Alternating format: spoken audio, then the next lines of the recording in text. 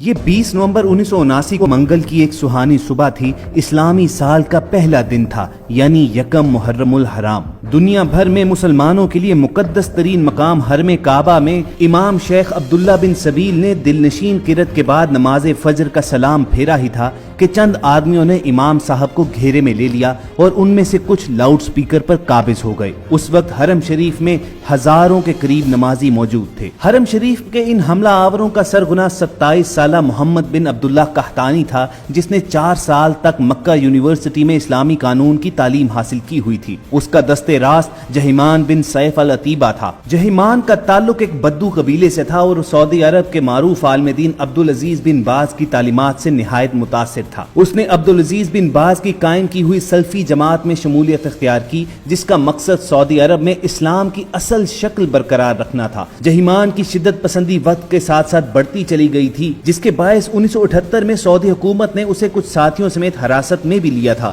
مگر رہائی ملنے کے باوجود العتیبی کے خیالات میں تبدیلی نہ آئی اور وہ اپنے ساتھیوں کے ساتھ مل کر خانہ کعبہ پر حملہ آور ہو گیا۔ اور 20 نومبر 1979 کا یہ سیاہ ترین دن تھا کہ جب حرم پاک پر حملہ ہوا اور ان لوگوں نے 500 ساتھیوں کے ساتھ خانہ کعبہ میں داخل ہو کر وہاں کے دروازے بند کر دیے اور 1 لاکھ کے قریب نمازیوں کو یرغمال بنا کر مسجد کو اپنے زیر انتظام لے لیا۔ ان لوگوں نے بڑی باریک بینی کے ساتھ پلاننگ کر کے جنازوں کا بحروب بنا کر چارپائیوں کے ذریعے اسلحے کی بڑی مقدار تہہ خانوں میں جمع کر لی ہوئی تھی۔ جب تمام تیاریاں مکمل ہو گئیں تو اچانک حرم کے تمام دروازے بند کر کر ان پر اپنے مسلح افراد کھڑے کر دیے۔ پھر ایک آدمی اٹھا اور اس نے عربی میں اعلان کیا کہ مہدی موعود، جس کا نام محمد بن عبداللہ ہے، وہ آ چکا ہے۔ اس کے بعد نام نہاد مہدی نے بھی مائک پر اعلان کیا کہ میں اس نئی صدی کا مہدی ہوں، میرے ہاتھ پر سب لوگ بیعت کریں گے۔ اس گمراہ ٹولے نے مقام ابراہیم کے پاس جا کر گولیوں اور سنگینوں کے سائے میں لوگوں کو دھمکاتے ہوئے بیعت شروع کروا دی۔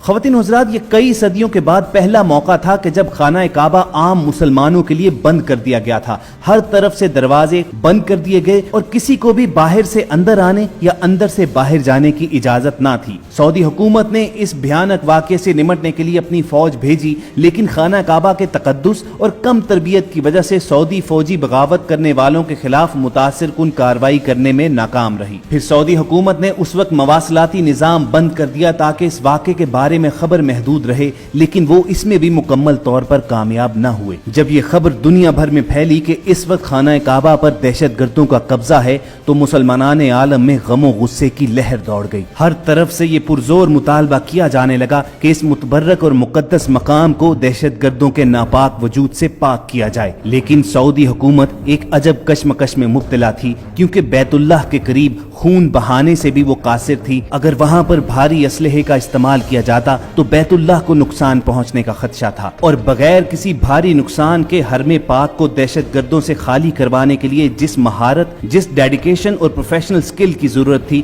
اس سے سعودی فوج محروم تھی۔ دوستو، اس وقت سعودی حکومت کا فرینچ گورنمنٹ کے ساتھ ایک خصوصی دفاعی معاہدہ تھا، چنانچہ فرانسیسی کمانڈوز نے سعودی فوج کو ہنگامی تربیت دی تاکہ وہ شدت پسندوں کا خاتمہ کر سکے، لیکن چونکہ مکہ میں غیر مسلم افراد کا داخلہ ممنوع ہے تو سعودی اہلکار فرانسیسی کمانڈوز کو ساتھ لے کر نہیں جا سکتے تھے، چنانچہ نگاہ انتخاب پاک فوج پر پڑی۔ سعودی فرما روا شاہ خالد نے 32 علماء پر مشتمل سپریم کونسل کا اجلاس فوری طور پر طلب کر لیا اور خانہ کعبہ کے دفاع کے لیے پاکستانی حکومت سے رابطہ کیا گیا اور درخواست کی گئی کہ پاکستان بیت اللہ کے دفاع کے لیے اقدامات کرے۔ اس وقت پاکستان میں جنرل ضیاء الحق کی حکومت تھی۔ پاک فوج تو سعودی حکومت کے کہنے سے پہلے ہی بیت اللہ کے تحفظ کے لیے تیار بیٹھی تھی، چنانچہ SSG کے اسپیشل کمانڈوز پر مشتمل ایک خصوصی دستہ ترتیب دیا گیا اور اسے حرم پاک کی پاسبانی کے لیے سعودی عرب روانہ کیا گیا۔ دوستو، اب آپ کو تفصیل سے بتاتے ہیں کہ جن دہشت گردوں سے بیت اللہ کو خالی کروانے میں اور ان دہشت گردوں پر قابو پانے میں فرانسیسی کمانڈوز اور سعودی کمانڈوز ناکام رہے،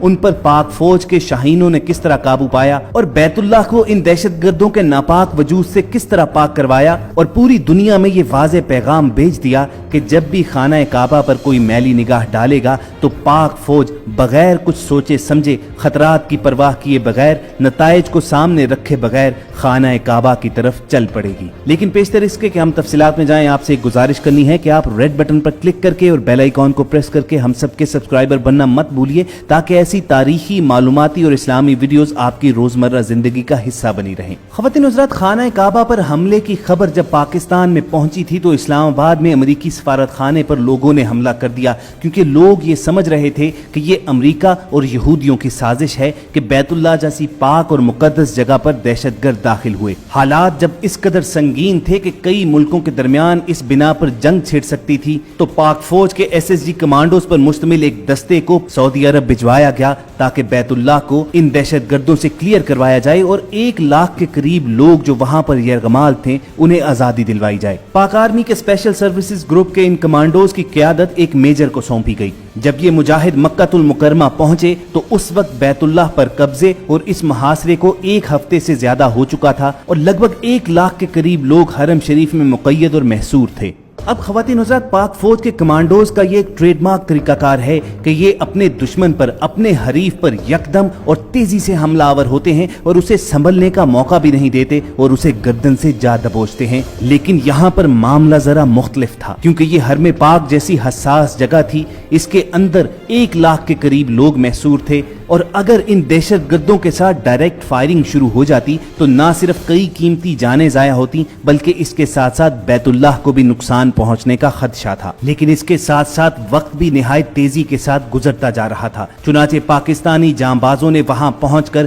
فوری پلاننگ شروع کر دی۔ کیمراز کی مدد سے اس سارے ایریا کا جائزہ لیا گیا کہ جہاں دہشت گرد دندناتے پھر رہے تھے، اور انہوں نے اپنے مسلح گارڈز حرم پاک کے دروازوں پر تعینات کر لیے ہوئے تھے۔ پھر دوستو، SSG کمانڈوز کے دستے کے اس لیڈر میجر کے ذہن میں ایک عجیب ترکیب آئی۔ اس میجر نے سب سے پہلے اپنے جانبازوں کو بلایا اور ان سے خون پر حلف لیا کہ وہ بیت اللہ کے تحفظ کے لیے اپنی جان تک کی بازی لگا دیں گے۔ اب بھلا یہ حلف دینے میں کس مسلمان کو تامل ہو سکتا تھا؟ چنانچہ SSG کے تمام کمانڈوز نے بخوشی اور اسے ایک سعادت سمجھتے ہوئے یہ حلف دے دیا کہ اگر خانہ کعبہ کی طرف کوئی بڑھا تو وہ سینہ سپر ہو جائیں گے، اپنے سینے پر گولیاں کھائیں گے، مگر بیت اللہ کو کوئی نقصان پہنچنے نہیں دیں گے۔ اس کے بعد کمانڈوز کے اس دستے کے لیڈر میجر نے اپنا رخ سعودی حکام کی جانب موڑا اور ان سے درخواست کی کہ مسجد الحرام کے صحن میں پانی چھوڑ دیا جائے۔ تمام لوگ حیران تھے کہ یہ کس قسم کی پلاننگ ہے کہ دہشت گردوں پر پانی کے ذریعے قابو پایا جائے گا۔ میجر نے اس پر بھی بس نہ کی بلکہ سعودی بادشاہ سے ہیلی کاپٹر کے ذریعے SSG کمانڈوز کو مسجد کے صحن میں اتارنے کی اجازت طلب کی۔ اب اگر آپ جانتے ہوں تو کعبہ کے پاس نو فلائی زون ہے، کوئی بھی چیز کعبہ کے اوپر فلائی نہیں کرتی ہے، مگر کچھ دیر تامل کے بعد اس کی بھی شاہ خالد نے اجازت دے دی۔ خواتین حضرات، اس کے بعد اصل ایکشن شروع ہوا۔ پاک فوج کے اسپیشل سروسز گروپ کے مشہور زمانہ کمانڈوز کو صحن کعبہ میں ہیلی کاپٹر کے ذریعے اتارا جانے لگا۔